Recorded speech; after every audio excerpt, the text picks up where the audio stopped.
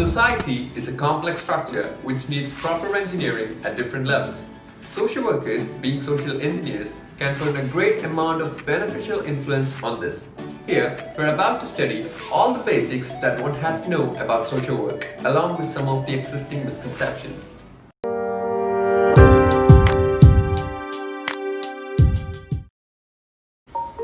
How come we need to study or pursue social work as a profession?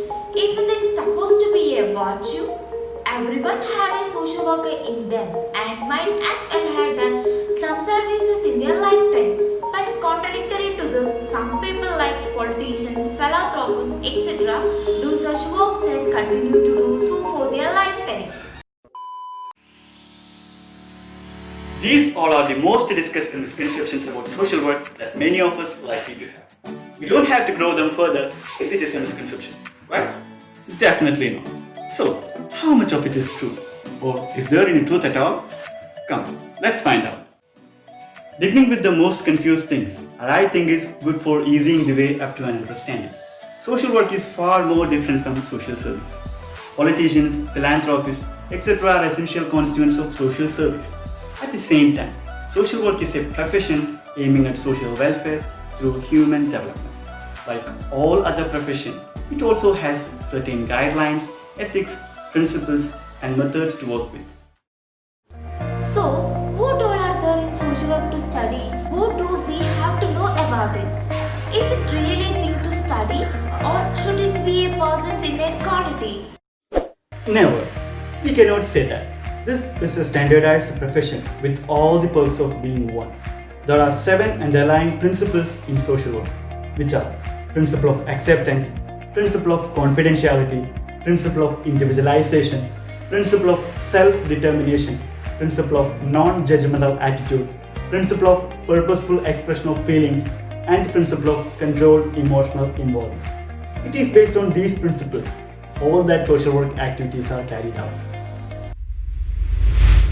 How exactly does this go? Or what are the bases of social work's application? There are mainly 2 ways for this, broadly categorized into 2, primary and secondary. Primary methods are direct and constitute to social casework, social group work, and community organization. Secondary methods are indirect and constitute to social work research, social welfare administration, and social action. How does these methods help to understand the society any better? To what extent are they relevant, or why do we need them? Social casework considers every person as unique under the principle of individuality. It is an individual problem assessment. Problem differs from person to person. Well-being of individuals are necessary for the proper functioning of a society. Social casework is able to do so by carefully analyzing the society from the grassroots level. Social group work. It is a process in which social workers facilitate an individual to take part in different socio-cultural groups.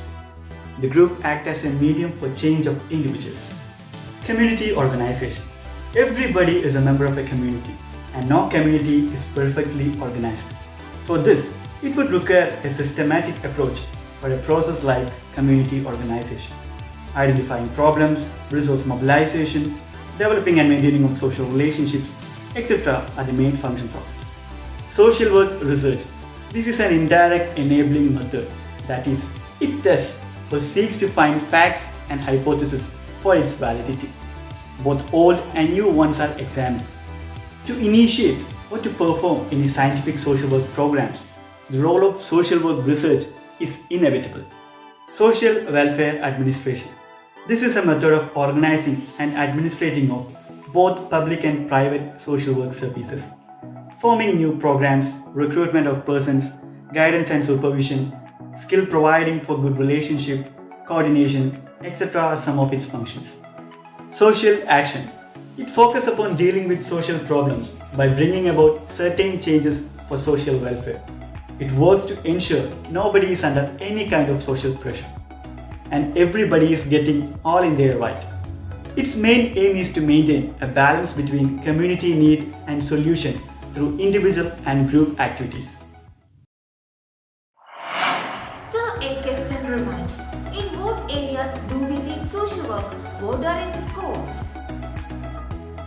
Recently, the scope of social work is expanding day by day. As the profession deals with human beings and society, its presence benefits in many ways in various fields. Since the scope is ever growing, we cannot actually fully analyze it. Yet, there are some fields covered by social work: child welfare, women welfare, youth welfare, social welfare, community development, welfare of handicapped, service for aged, medical and psychiatric social work. So by far in this video, we came across principles, concepts, misconceptions, methods, needs, and scope of social work. Also, we learned about the difference between social work and social service. Societies can never be left alone to grow and develop on its own. It is in the hands of people to take up the responsibility and to create a better environment. Societies are dynamic, and so are we.